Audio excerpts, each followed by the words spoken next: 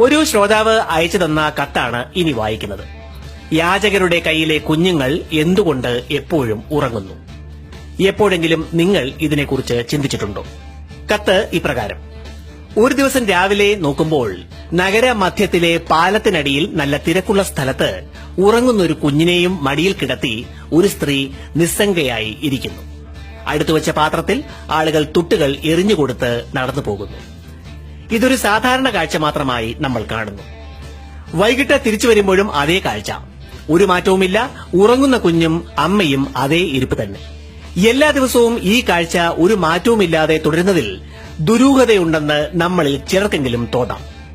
കുഞ്ഞുങ്ങളുടെ പ്രകൃതം നമുക്കറിയാമല്ലോ. ഒരു മണിക്കൂർ പോലും തുടർച്ചയായി അവർ ഉറങ്ങില്ല, ബഹളം നിറഞ്ഞ നഗര മധ്യത്തിൽ പ്രത്യേകിച്ചും.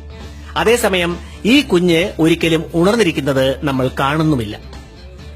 അങ്ങനെ ഒരിക്കൽ ഞാൻ ആ യാചക സ്ത്രീയുടെ അടുത്ത് ചെന്ന് മെല്ലെ ചോദിച്ചു, നിങ്ങളുടെ കുഞ്ഞ് എന്തുകൊണ്ടാണ് ഏത് സമയത്തും ഉറങ്ങുന്നത്?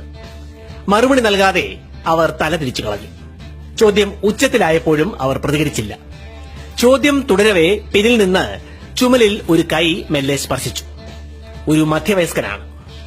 നിങ്ങൾക്ക് ഈ യാചക സ്ത്രീയിൽ നിന്ന് എന്താണ് വേണ്ടത്? എന്തിനാണ് പാവങ്ങളെ ഇങ്ങനെ ഉപദ്രവിക്കുന്നത്? അയാൾ ചോദിച്ചു.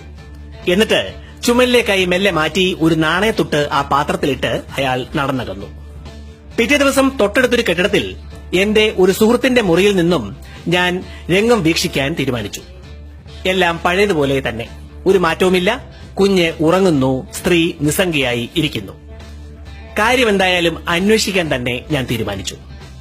ചോദ്യം പലതവണ ഉച്ചത്തിൽ ചോദിക്കേണ്ടി വന്നപ്പോൾ അവിടെ ആളുകൂടി. എന്റെ ഉദ്ദേശം എന്തെന്ന് കേൾക്കാനോ അറിയാനോ എന്തെങ്കിലും പറയാൻ അനുവദിക്കാനോ തയ്യാറാവാതെ അവർ ബഹളം കൂട്ടി. ആളുകൾ എന്നെ ശകാരിച്ചുകൊണ്ട് ബലമായി പിടിച്ച് ദൂരെ കൊണ്ടുപോയി വിട്ടു. പോലീസിനെ വിവരം അറിയിക്കേണ്ടി വരുന്ന അവസ്ഥയായി. പോലീസിന് ഫോൺ ചെയ്തപ്പോഴേക്കും സ്ത്രീയും കുഞ്ഞും അപ്രത്യക്ഷരായിരുന്നു. സ്ഥലത്തെ കൂട്ടുകാരനുമായി വിഷയം സംസാരിച്ചപ്പോൾ കാര്യങ്ങൾ കൂടുതൽ വ്യക്തമായി. കുഞ്ഞുങ്ങൾ വാടകയ്ക്ക് കൊടുക്കപ്പെടുകയോ മോഷ്ടിച്ചുകൊണ്ട് വരപ്പെടുകയോ ആണ്. സ്ത്രീകളെയും കുഞ്ഞുങ്ങളെയും ഉപയോഗിച്ച് യാചന ഒരു ബിസിനസ്സായി നടത്തുന്ന റാക്കറ്റിന്റെ ഒരു കണ്ണിയെ മാത്രമാണ് അവിടെ കണ്ടത്. കുഞ്ഞിന് വയറു നിറയെ മദ്യമോ കഞ്ചാവോ നൽകുകയാണ് ചെയ്യുക. ഒരു പകൽ മുഴുവനും ഉറങ്ങുന്നതിനിടയിൽ തന്നെ കുഞ്ഞുങ്ങൾ പലപ്പോഴും മരണപ്പെട്ടു പോകുന്നു. അങ്ങനെ മരണം നടന്നാലും വൈകുന്നേരം വരെയുള്ള അന്നത്തെ യാചന ആ ശവശരീരം വെച്ചുകൊണ്ട് തന്നെ നടക്കും. പിറ്റേ ദിവസത്തേക്ക് വേറെ കുഞ്ഞു വരും. ഉറങ്ങുന്ന കുഞ്ഞിന്റെ ദൈന്യതയിലേക്ക് നമ്മൾ എറിഞ്ഞുകൊടുക്കുന്ന തുട്ടുകൾ ആണ് ഭീകരമായ ഈ ബിസിനസ് നിലനിർത്തുന്നത്. നമ്മൾ എറിയുന്ന തുട്ടുകൾ കുഞ്ഞുങ്ങളുടെ ജീവൻ എടുക്കുകയാണ്, അവരെ സംരക്ഷിക്കുകയല്ല. അതുകൊണ്ട് ഇതുപോലുള്ള യാചകരെ കാണുമ്പോൾ ദയാവായ്പോടെ പോക്കറ്റിൽ കൈയിടാൻ വരട്ടെ, ഒന്ന് ചിന്തിക്കുക.